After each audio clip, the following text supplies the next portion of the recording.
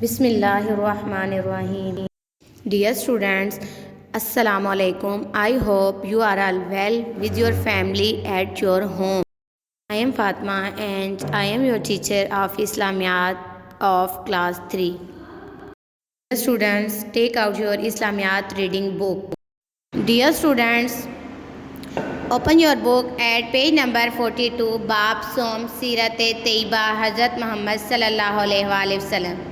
آج ہم سیرت طیبہ میں رسول پاک صلی اللہ علیہ وآلہ وسلم کے بارے میں پڑھیں گے. حضرت محمد صلی اللہ علیہ وآلہ وسلم اللہ کے آخری رسول ہیں. آپ صلی اللہ علیہ وآلہ وسلم 12 ربیع الاول 571 عیسوی کو مکہ میں پیدا ہوئے. آپ صلی اللہ علیہ وسلم کی پیدائش سے چند ماہ پہلے آپ کے والد کی وفات ہو گئی. پیدائش کے بعد 4 سال تک حضرت حلیمہ سعدیہ نے آپ صلی اللہ علیہ وآلہ وسلم کی پرورش کی. 4 سال سے 6 سال کی عمر تک آپ صلی اللہ علیہ وآلہ وسلم اپنی والدہ کی گود میں رہے، یعنی آپ صلی اللہ علیہ وآلہ وسلم کی والدہ نے آپ کی پرورش کی. والدہ کی وفات کے بعد آپ صلی اللہ علیہ وآلہ وسلم کی پرورش آپ کے دادا جناب عبد المطلب نے کی. 2 سال بعد وہ بھی انتقال کر گئے. پھر آپ صلی اللہ علیہ وآلہ وسلم کی پرورش آپ صلی اللہ علیہ وآلہ وسلم کے چچا جناب ابو طالب نے کی. جناب ابو طالب کی کفالت من ذمہ داری، یعنی جب آپ کے چچا نے آپ کی کفالت کی تو کس طریقے سے کی. جناب ابو طالب جو ہے وہ رسول پاک صلی اللہ علیہ وآلہ وسلم سے بے حد محبت کرتے تھے. وہ آپ صلی اللہ علیہ وسلم کو اپنے بچوں سے بھی زیادہ عزیز رکھتے تھے. رات کو سوتے ہوئے اپنے ساتھ سلاتے. وہ مالی اعتبار سے کمزور تھے. سارا گھرانہ جو ہے وہ پیٹ بھر کر کھانا نہیں کھا سکتا تھا، لیکن آپ صلی اللہ علیہ وآلہ وسلم کے ساتھ کھانا کھاتے تو تھوڑا کھانا بھی ان کے لیے کافی ہو جاتا. جب کھانے کا وقت ہوتا تو جناب ابو طالب کہتے ابھی کھانا شروع نہ کرنا، میرے بیٹے کے آنے پر شروع کرنا. نیکسٹ پوائنٹ ہے ہمارا سفر شام. جب رسول پاک صلی اللہ علیہ وآلہ وسلم کی عمر 12 سال ہوئی تو رسول پاک صلی اللہ علیہ وسلم اپنے چچا جناب ابو طالب کے ساتھ ملک شام کے سفر پر نکلے. تو راستے میں انہیں ایک جرجیس نامی راہب ملا. اس نے کہا جناب ابو طالب سے کہ آپ کا بھتیجا جو ہے وہ نبی مبعوث ہونے والا ہے. تو جناب ابو طالب نے پوچھا کہ آپ کو یہ کیسے معلوم ہوا؟ اس نے جواب دیا کہ تم لوگ جب اس جانب آئے تو کوئی بھی درخت اور پتھر ایسا نہیں تھا جو سجدے کے لیے جھک نہ گیا ہو، اور یہ چیزیں نبی کے علاوہ کسی اور انسان کو سجدہ نہیں کرتی. ہمارا پوائنٹ ہے حرب فجار. حرب فجار یہ جنگ جو ہے 2 قبیلوں کے درمیان ہوئی تھی، قبیلہ قریش اور قبیلہ کیس کے درمیان.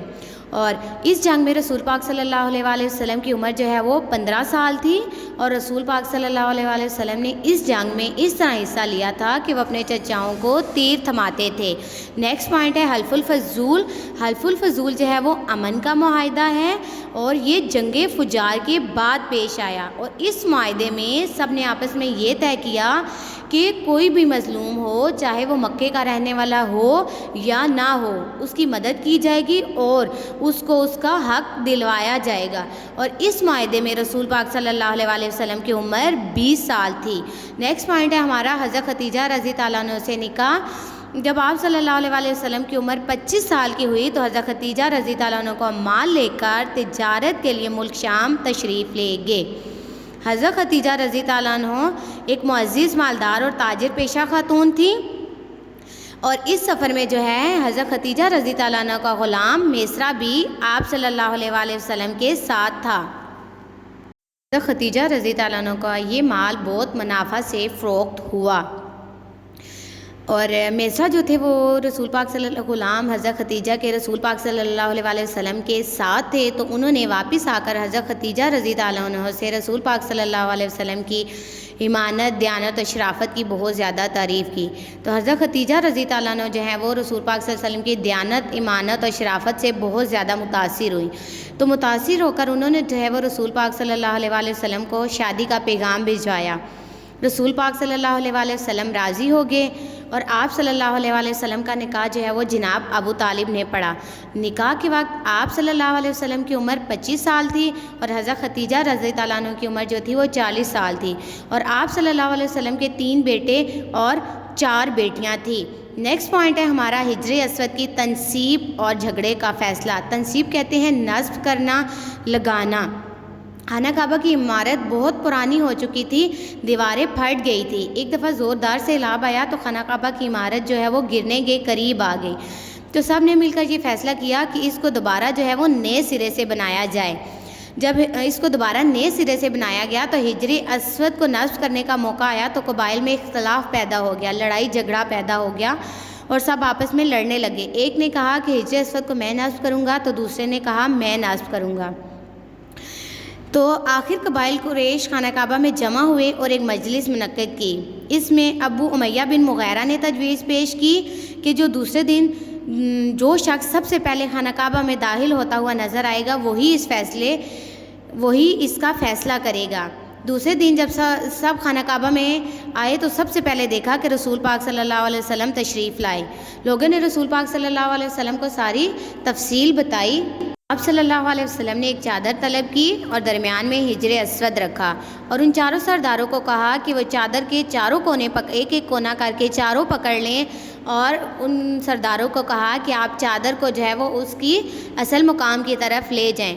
وہ چاروں کونے پکڑ کر چادر کو جو ہے اس جگہ پر لے گئے جہاں حجر اسود کو اس کے مقام پر لگانا تھا۔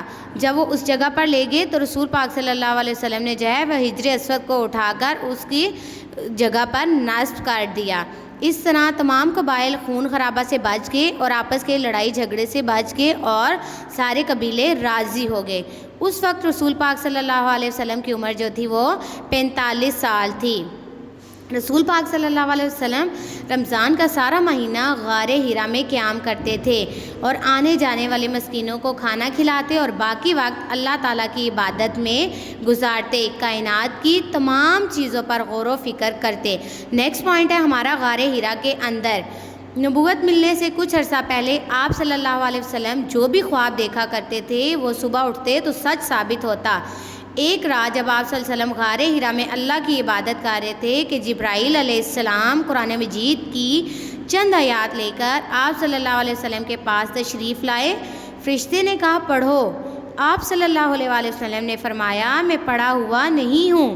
فرشتے نے پکڑ کر آپ صلی اللہ علیہ وسلم کو زور سے دبایا اور کہا پڑھو۔ آپ صلی اللہ علیہ وسلم نے وہی جواب دیا کہ میں پڑھا ہوا نہیں ہوں۔ فرشتے نے دوسری مرتبہ پکڑ کر آپ صلی اللہ علیہ وسلم کو دبایا اور پھر چھوڑ کر کہا پڑھو۔ آپ صلی اللہ علیہ وسلم نے کہا میں پڑھا ہوا نہیں ہوں۔ فرشتے نے تیسری بار پکڑ کر دبایا اور پھر چھوڑ کر کہا اقرا بسم ربک الذی خلق، اقرا پڑھو بسم ربک الذی اپنے رب کے نام سے، خلق جس نے پیدا کیا، خلق الانسان من علق، خلق الانسان جس نے انسان کو من علق لوتھڑے سے پیدا کیا، اقرا وربک الاکرام، اقرا پڑھو وربک الاکرام اور تمہارا رب نہایت کریم ہے، الذی علم بالقلم جس نے قلم کے ذریعے سے علم سکھایا، علم الانسان ما لم یعلم انسان کو وہ باتیں سکھائیں جس کا اس کو علم نہ تھا۔ پیارے بچوں، اب ہم اس چیپٹر کے مشکل الفاظ کے میننگ لکھیں گے۔ آپ اپنی بکس پہ ان میننگز کو انڈر لائن کر لیں اور ان کے میننگ لکھیں۔ فرسٹ ورڈ ہے ہمارے پاس آغوش گود، آغوش گود، کفالت ذمہ داری، کفالت ذمہ داری۔ نیکسٹ ورڈ ہے معاہدے، میننگ ہے اس کا عہد نامے، معاہدے عہد نامے۔ نیکسٹ ورڈ ہے مظلوم، میننگ ہے ستایا ہوا، مظلوم ستایا ہوا۔ نبوت رسالت، نبوت رسالت۔ شرکت شامل، شرکت شامل۔ نیکسٹ ورڈ ہے منافع، نفع دینے والا، منافع نفع دینے والا۔ نیکسٹ ورڈ ہے تنصیب، تنصیب کا میننگ ہے نصب کرنا، تنصیب نصب کرنا۔ نیکسٹ ورڈ ہے قیام، ٹھہرنا، قیام میننگ ہے اس کا ٹھہرنا۔ پیارے بچوں، اب آپ نے یہ کرنا ہے کہ آپ کی جو فرسٹ سیمسٹرز کی کاپیز ہیں آپ نے اس چیپٹر کو اس کاپیز پہ دوبارہ لکھنا ہے، اور اگر کچھ بچے ایسے ہیں جن کی کاپیز اینڈ ہو چکی ہیں، یعنی کہ آپ لوگوں کی کاپیز پہ سارا کام لکھا ہوا ہے آپ نے ختم ہو گئی ہیں تو آپ نے رف رجسٹرز پہ جو ہے ان کے لکھنے کی پریکٹس کرنی ہے. اوکے، تھینک یو، اللہ حافظ.